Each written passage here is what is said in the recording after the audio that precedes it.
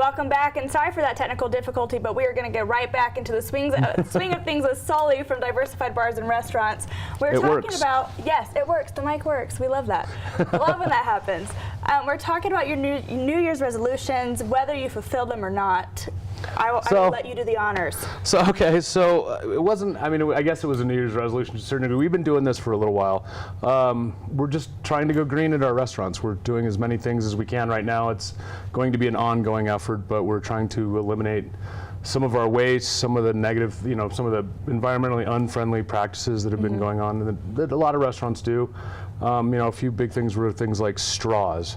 There's a statistic we found that every day, America uses 500 million straws. Wow. Plastic straws that end up in the landfills. So we've now have a policy at our restaurants that your drinks do not come with straws, but straws are available on request. Okay. And then, so with that, we're trying to cut down the usage of straws. And then in addition to that, the straws we use now are biodegradable paper. So that's awesome. I'm assuming it's like the really high quality, thick stuff that you get with like fun sodas usually? Yeah, we did a lot of research to find a straw that would hold up sitting in your drink. A lot of them, if you let it sit in your drink for a while, it kind of turns to mush. Right. So we did some research and tried to come up with a good straw that holds up.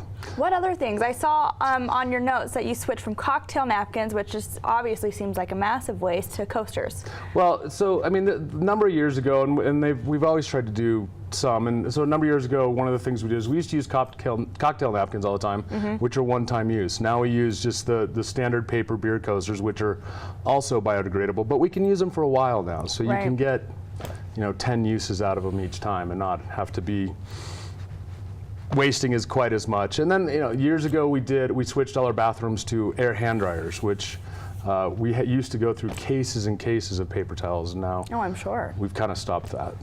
So besides the straws, you guys also have biodegradable plates? Yeah, those are interesting, especially at No Name. Where our fine dining establishments, butchers and stuff, that are a little bit higher end, of course we're still going to use ceramic plates. Yeah. But things like, especially at No Name, where it's bar food and you get a disposable plate, we use a pressed palm leaf plate, and they're really, say that 10 times. This sounds so fancy. So it's kind of cool. They look like bamboo plates, but they go out and they collect wild palm leaves, and then they heat press them into a plate. So it's literally just bio waste that you're getting rid of.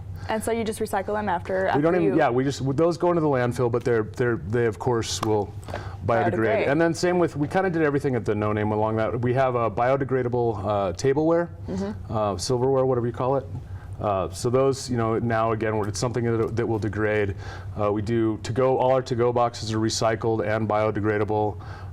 To-go bags, we're using paper. We're trying to eliminate plastic as much as we possibly can in the restaurant. I love to hear about all of this. What about can recycling? So that was kind of one of our big things is, and it's hard to do. I mean, cans are the most recycled thing on the planet. Yeah, I mean, there was a statistic I read where that one recycled can supplies enough energy or conserves enough energy to run a light bulb for 3 hours. Wow. So it kind of gives you an idea. Weird perspective. Yeah. And most of the breweries now are going to cans. I mean, the brewers love them because they're lightweight, they're easy to transport, they cost less to transport, they protect the beer because no light gets to the beer, they don't leak, like even bottle caps slowly kind of leak, so that keeps the beer a lot fresher.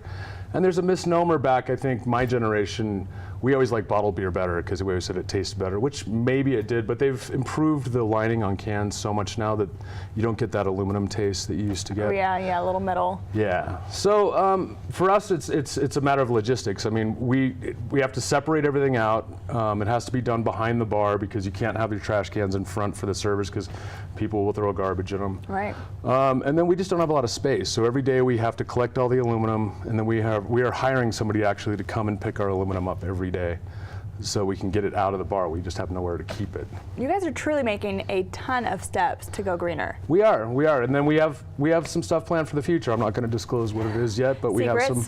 Yeah, we're trying to we want to kind of be a leader in this and kind of get the ball rolling, and especially within our establishments, getting things cleaned up a little bit as much as we can and do the right thing. Well, before we wrap up, I feel like we should mention which establishments we're talking about and what are your plans for Sundance? Okay, well, so we are DBR Restaurants, Diversified Bars and Restaurants, and we are consist of Boneyard, Wine Dive, which is over on Kearns, We are Butcher's Chop House at the bottom of Main, and of course the No Name Saloon that everybody knows.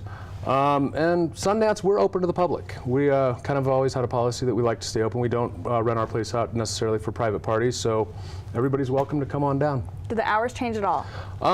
Butcher's, but No Name is the same as always. Butcher's Chop House is now open for lunch, so it will be opening up, I think, at 11. I have so many different hours in my head right now, but I think it's 11 o'clock they open up, so they'll be open for lunch. And